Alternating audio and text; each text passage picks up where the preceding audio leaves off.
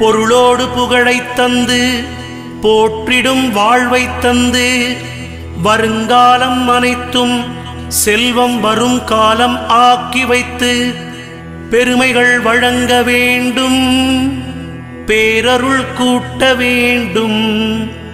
அருள்மிகு குருவே உன்னை அடிபணிந்து வணங்குகின்றேன்.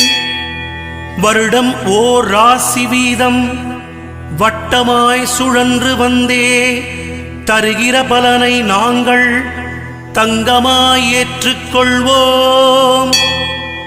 வருகிற நாட்களெல்லாம் வசந்தமாய் மாறுதற்கே அருள் தரும் உனது பார்வை அனுதினம் எமக்கு வேண்டும்.